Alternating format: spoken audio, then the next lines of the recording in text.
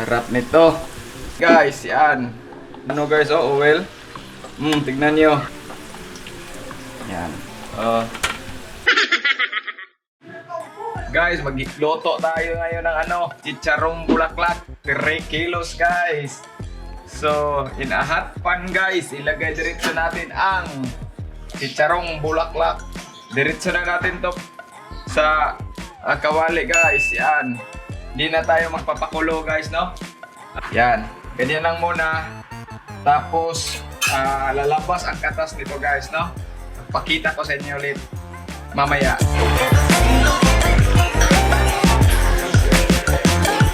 Nag-start ng kumulo guys. Linagyan ko pala to ng asin, no? So, bago natin linagay sa kawali.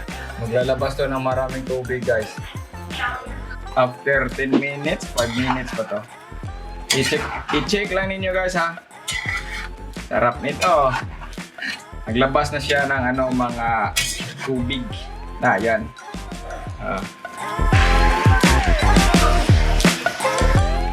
Medium heat lang pala yung apoy nyo guys, no? Para hindi masunog.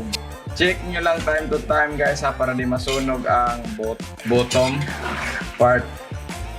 Yan. So guys, ito na ang ating chicharong bulaklak.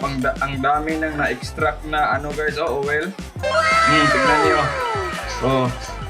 Sariling oil niya to guys, no? Okay guys, malapit na to guys. Mga 30 minutes na to. Ganito. Target natin 1 hour. Pero mag-chicken fry pa tayo. Mga na to, mga 40 minutes. Make sure guys, mahina lang yung apoy niyo guys, no? Mamaya kukunin na natin to sa kawali para i-rest natin for the chicken fry. Mantika na to lahat guys. Tingnan nyo guys, ang dami. Oh, my goodness. While waiting matapos to guys, gagawa tayo ng pink sauce natin. Onion, 1 clove garlic, chili, red chili, maanghang yan guys. Tapos, lemonsito, no? Una natin ng mga balat. Slice natin ng mince.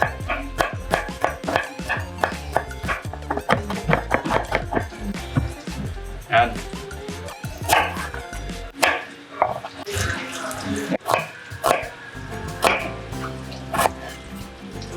Yan. Oh, di ba ang dali lang? Lagay natin dito. Sili guys. Add tayo ng sili. Panghang to guys. Yan. Huwag nating hawakan yung sili guys. Kasi very spicy to. Tawag dito sa amin, kulikot. Comment down below kung anong tawag nito sa inyo. Yan.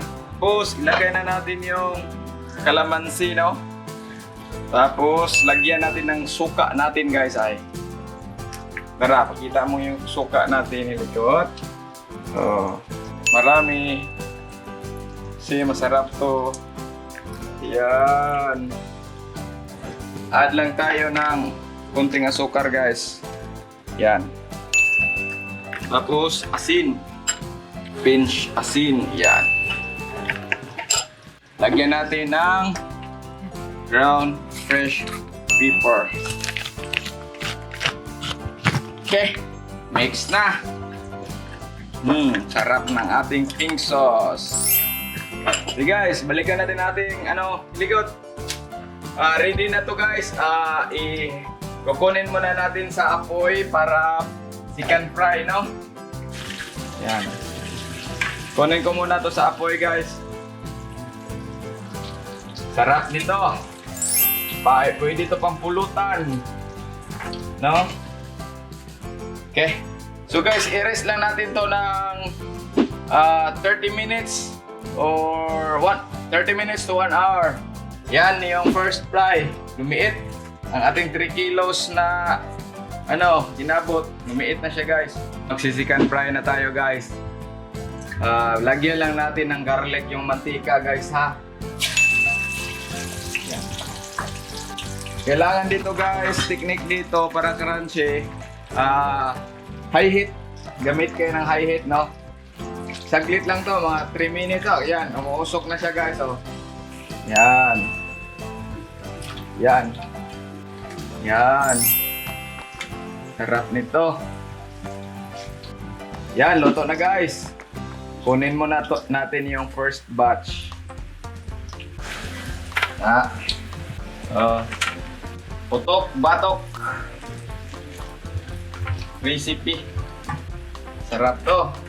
O, yan guys. Ako sa tilawan nga walay sauce guys ha. Kung unsa ba lami ba gyud ni. Ano ang lupig ang ginabot sa bayot.